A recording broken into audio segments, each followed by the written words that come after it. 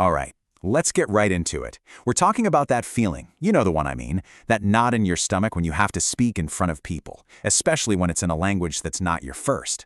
Today, we're going to break down what stage fright really is and show you how to turn that fear into your biggest strength, confidence. Does this look familiar? That exact moment just before you have to speak, your heart starts hammering away, your palms get all sweaty, and suddenly every single word you practice just poof, vanishes. It's a real physical thing, and trust me, it happens to pretty much everyone. So that whole experience, it has a name, stage fright. But here's the most important part, the real game changer. You are not stuck with it. It's a response that you can absolutely understand, manage, and yeah, even control. This isn't about pretending you're not scared, it's about learning how to use that energy. So, to get a handle on it, we first have to know what we're dealing with. What is actually going on inside our brains and our bodies when that wave of anxiety hits? Let's pull back the curtain and look at the mechanics of this fear. When you boil it all down, stage fright is just a type of performance anxiety. It's this completely normal cocktail of physical and emotional stuff that happens when your body knows all eyes are about to be on you. It's not a character flaw, it's just a very, very human reaction. Just look at this list. The shaky hands, the dry mouth, that awful feeling that you've totally forgotten everything you came to say. Sound familiar? If you felt any of this, I promise you, you are not alone. This is the classic signature of stage fright. And this slide right here explains the why perfectly. See, your brain is kind of running on some ancient software. It can't always tell the difference between a real physical threat, like a tiger, and a social one, like public speaking. To that primal part of your brain, being judged by the group feels like a life or death situation. So it hits the panic button and floods you with adrenaline to either fight or run away. The only problem is, you just need to talk.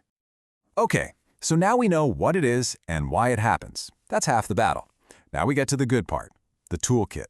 We're about to walk through 7 really practical, powerful techniques you can use to manage that fight or flight response and start building real, solid confidence. Here it is, your roadmap. Think of it as a complete toolkit for building confidence. It's got everything from preparing well, which is your foundation, to starting small to build some momentum. Now, all of these are crucial, but we're going to zoom in on 2 of the most powerful ones you can use immediately, starting with your breath. If there's just one tool you start using today, please make it this one. Seriously. Think of your breath as the remote control for your nervous system. When you control your breathing, you send a direct signal to your brain that says, hey, we're safe here. We can calm down. I'm going to walk you through a simple but incredibly effective method called the 4-7-8 technique. Ready? Let's try just one cycle together. Go ahead and breathe in quietly through your nose for a count of 4 seconds. 1, 2, 3, 4. Now, just gently hold that breath for 7 seconds. This is where you give your body a moment of pause, a little bit of stillness. And finally, the most important part, a long, slow exhale through your mouth for a count of 8. That long exhale is the key. It's what flips the switch on your body's relaxation response and tells your heart rate to slow down. Just doing that a couple of times can make a world of difference. Okay, the other big battleground in all of this, it's right between your ears. We all have that negative inner voice that loves to whisper things like, "You're going to forget everything." That's just fuel for the fire. You have to consciously, actively replace it. Instead of that thought, you literally tell yourself, "I am prepared, I can do this." It sounds simple, but this is exactly how you start to rewire your brain for confidence. And this is so important, especially if you're speaking in a language that isn't your first. You have to shift your focus. Stop aiming for perfect grammar. The people listening to you, they're there for your ideas, for your story. They want the value you're bringing. Your message is your power, not your perfection. All right, theory is great, but confidence is a muscle, and you build it through action. So I have a very simple, super low-pressure challenge for you to put this into practice today. That's it. Just 60 seconds. Seriously. Stand in front of a mirror and talk about something you actually like. Your favorite hobby, a movie you just saw, anything. The topic is not the point.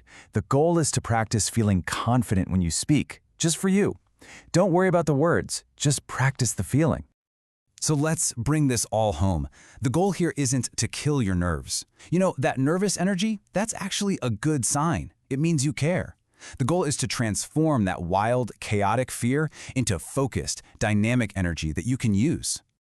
You have to remember this. Confidence is not something you're born with. It is a skill that you build, brick by brick. Every single polished speaker you've ever admired started somewhere, and they probably started with shaky hands and a racing heart, just like you. They just practiced until that fear became their fuel. So the next time you step up to speak, I want you to remember this. You are prepared, you are capable, and your voice absolutely matters. Don't let the fear of making a mistake silence the incredible value you have to share with the world. Your perspective deserves to be heard.